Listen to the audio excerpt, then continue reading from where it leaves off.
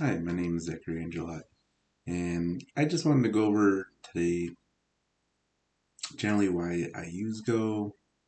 I've sort of touched on this a bit with other videos. I've touched on, you know, the kind of introductory stuff, how to install it, how to set up a file, a server, basic coding paradigms, generating code, um, the database stuff, templates, I don't know, a lot of like introductory stuff. So I figure I'll make some that sort of represents sort of why I use it, what I like about it, how I set things up, and just the general good things about why I use what I use. It's sort of a generalness of how I program and Go, why I like Go, and just kind of a top-down view of what I do, I guess you could say. So there's a lot of reasons to use Go, but I just I kind of think about it in a way of the future. Not saying that Go will always be totally used in the future, but it's what it represents as far as scaling goes. Is the one thing I don't want is to work on a project or make something and then have it grow, grow, grow, and then all of a sudden it just gets unwieldy, too hard, and there's just not a whole lot then I can do about it. So I use Go because a lot of times the code is simplified, it's easy to read, and it but it still gives you the ability to break things down, but in a really easy manner. And one thing that I think is incredibly useful in Go is um, is the slices. And what does that have to do with what I'm talking about with scaling and everything? Well, to me, it actually has a lot to do with things because if let's say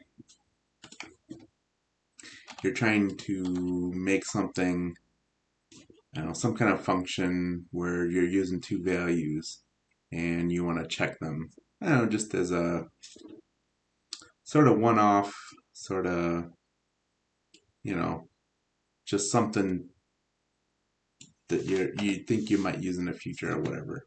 I don't know. So what I usually do is I create a function, check, and I'm going to be getting these two values. Let's say um, one's a string, second one's a bool. And for a reason, for whatever reason you think you might use this in the future, I'm just trying to explain why Go seems to be so simple for me. It's not so much that I've used it for so long, although that partially helps. I've used a lot of languages for a while. It's the idea that you can finagle something in the middle of a line or whatever it is, and you're not totally relying upon some library or some framework or whatever it is, but you're still able to be a bit productive and reuse your code, and it's easy to read, and it scales. And why is that important? Well, it's important because after a while, when you start building out these functions, you can do so much more with them than as if somebody else built them for you. Why don't you just use C? Well, C tends to be something that it's very particular. Things have to be in a very certain way. There isn't too much flexibility in what's going on. And Go, I think, is that soft spot between building your own stuff, having a lot of error checking and syntax checking and so on and so forth, but also making it easy enough so that not everything feels so you have to memorize the heck out of every line. And so, anyways, I guess sort of show a point in a sense. Um, let's say you have something that, I don't know, A equals Jim, and var B equals true. And you're going to run your function. B. And let's say you want to get through the letters of this. Just, I don't know, just as a... And I'm going to be making errors, but it tells you what you did wrong, and you just fix it right away. It's not something I use my brain power on too much, because it tells you anyway, so I just move on. So the first thing I would use is basically a range loop. Say value equals range A, and you're trying to get through the letters, and let's say you want to find out what is going on with them, I guess you could say. So as this does it, it just prints them out. And you notice there are a bunch of numbers, but then you just convert it. It's not really a problem. Oh, there you go. Not really a problem. Because I believe the range loop turns them into runes. But if you just convert, it kind of doesn't totally matter. Anyways, now you can cycle through those letters. Well, let's say you wanted only part of them, right? And you're really looking for a way to do kind of crazy stuff, I guess you could say, in a sense. 0, I is less than 1 length of A and I plus plus. Okay, and that's like that in every language, I haven't done anything that I think is really gonna blow anyone away, right?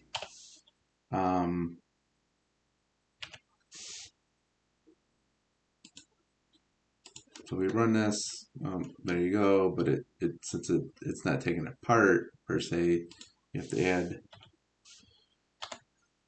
the indexes of it.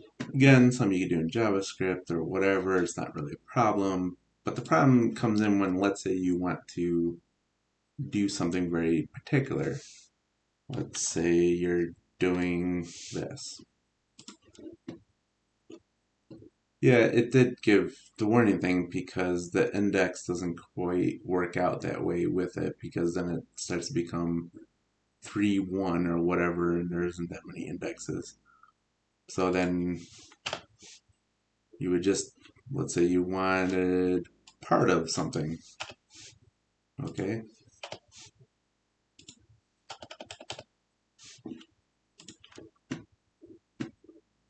Oh, yeah, because I had the string thing.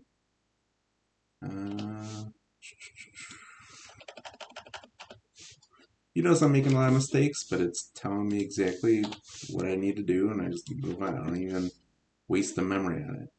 There's the J. There's the I. So on and so forth. If you don't want the J, there you go. You're able to finagle things to the point at which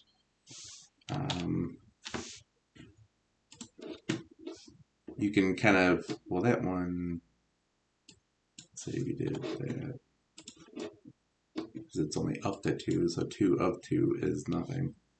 Let's say we did 3. Well, let's say we wanted some to where every third letter you want to add another letter. Sure. So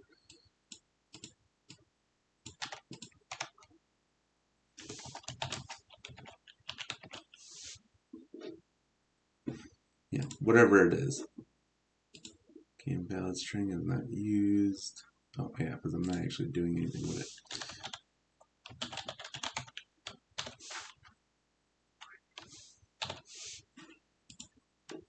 Hey, there you go. Let's say you wanted an, I don't know. I don't even know if you can do this. Let's see if we can.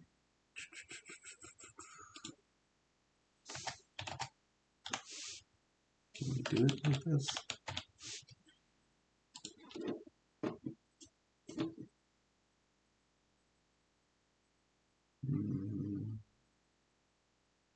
No, I guess you can't just, if we did plus, yeah. So you can add letters. I wonder if you can add them, add different kinds. Yeah, you basically can, but I think it might create a new array because of the slice. But you kind of get what I'm doing here in that you can just start working out things without having to look anything up. And you can get really, really complicated stuff with this. I was doing some of the event day, advent of code stuff, sort of. And just, I wanted to see um, how far I can go with just using basic programming. I didn't want to use some package. I didn't want to do matrix whatever another. I just wanted to see just basic programming and efficiency and what I can do. And you can, with just these basic principles and syntax, you can start to make stuff that, you know, really, you can do really complicated stuff with just bare basic programming ideas. It's not it's not crazy stuff, but you can do pretty amazing things with just going through it.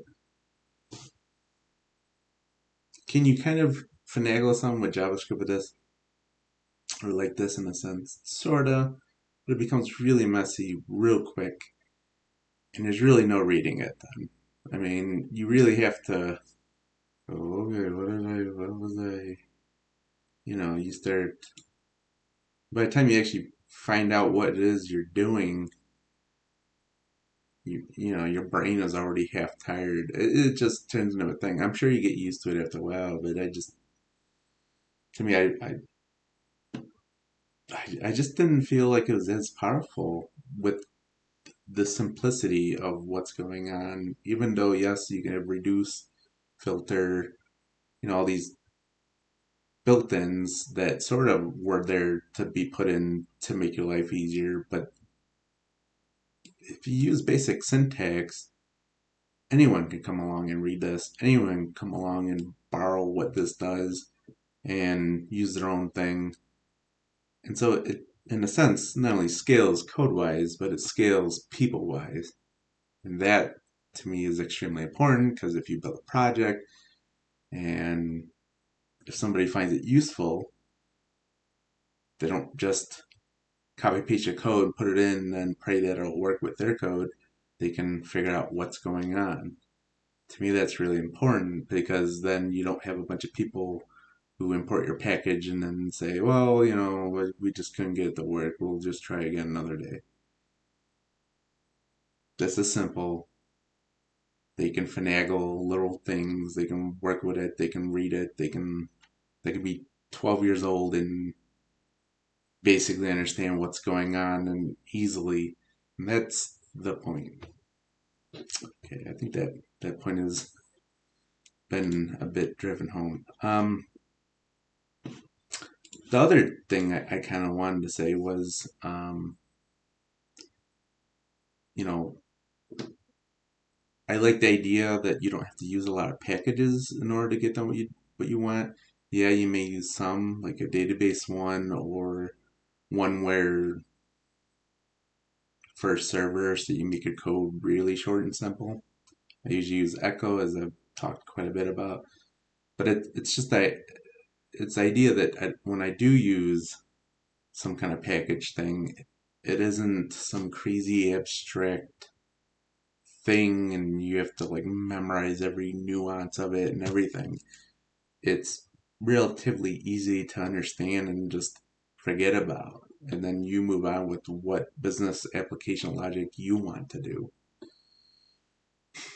Anyways, um, how I usually structure things when I first get the ball rolling, kind of, is a lot of times I'll create a folder, I'll make the simple server stuff that just kind of gets the ball rolling, which I think I've shown in other videos, templating and all that, middleware and blah, blah, where I get it to a point where I feel comfortable. Then I do the template folder thing, which I've also shown. I do the route folder, which I've also shown all in one spot. Um, I do the handler folder. Sometimes I'll change it up to be get input or whatever, and then it splits off into other things. Whatever. I'll use a database one, and I went over this stuff in another video, but it's just something where I know some people like MVC, they like MVCC, and all this stuff, which is fine. But for me, I want to be able to pick this up in 3, 4, 5, 6, 7 months. Maybe I didn't touch it again until then, and I pretty much know exactly what's going to happen and where stuff is at. I mean, it's really easy. My main dashboard is a dashboard. I mean, it's, DB, database. I mean, that's not CMD. I know because Cobra uses it, command line. Um, I made a little markup language thing here. I suppose that wasn't the greatest way to put it. I'm not even really using the functions of it, but I just name things to where it's not some abstract thing that somebody has to memorize because some new paradigm came around and now they have to memorize the abstractness of all the names of things to then figure out how the application could possibly be run. To me, that's an extra big giant step. It doesn't make a whole lot of sense if you want to put a project down and pick it up way later on, especially if you're learning new things. It just gets muddled. I'm not saying it's bad. I'm just saying that if you name things in the most simplest form possible, then repicking them up, you feel more comfortable just glancing, going, okay, I know exactly what this is going to be. Config. The config file. I mean, it's really, test just means you're testing things out. You know, it's not, I understand projects get really big, but that's why you create a folder that makes a whole lot of sense.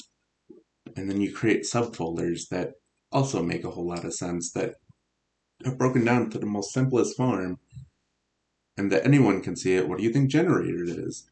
I mean, if you played Family Feud, what are the top 5 answers? What do you think it does? It should be the top answer.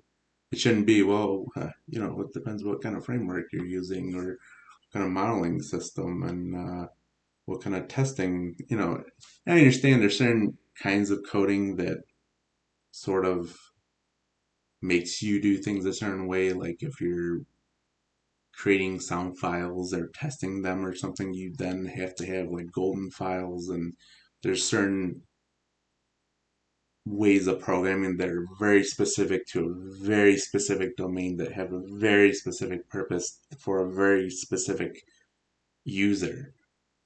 Okay, well now if you're creating sound files or whatever, that folder structure definitely profoundly is used in that manner. It's understood from the beginning.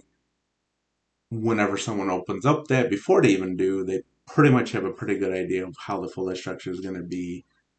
It isn't something that has all these names and, who knows what acronyms you could come up with just how sound files are created in folder structures, and you know what I mean? Like, we just create 20 of them, whatever acronym you want to call it. It's like, well, if you just don't know it, you just don't know it. Well, no, it's done to very specific means, or if you're creating something really generic, you're doing it in the most simplest form for a very specific reason, unless the program gets extremely specific. I mean, it should be that type of understanding and pipeline toward how you should write things out. Do I make mistakes in it, like this config util? Yes, I do. Doesn't always specifically mean exactly what it's going to be, but the problem then is it's a config util file. It's a utility for configs, and in this case, it's for generating the config files, but it's also for generating server files, which I'm probably should move out of that and create something that is like a server utility folder. That would be awfully specific for a very general purpose, but when somebody sees it, they at a glance will know exactly what that is. That's how it should be set up.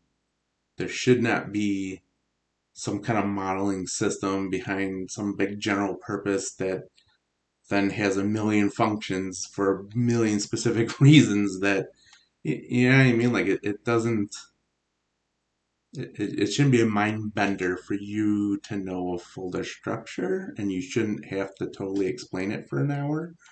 If you do, then either your project's gotten way too big and there's not a whole lot much you can do about it, or you really didn't take very much time to think about it. Or you didn't see problems like this and then do something about it. Another reason why I like Go, not that hard to figure out. I'll do it right now. Run dashboard, fig util, server util. If I want to move this out because it has something to do with, let's say, generating files or whatever it is, I can take it, move it out.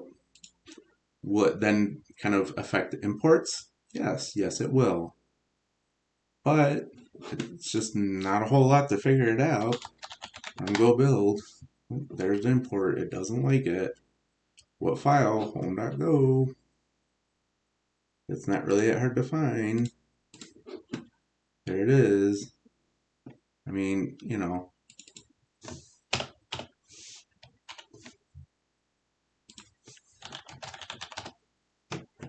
oh, it works. That was,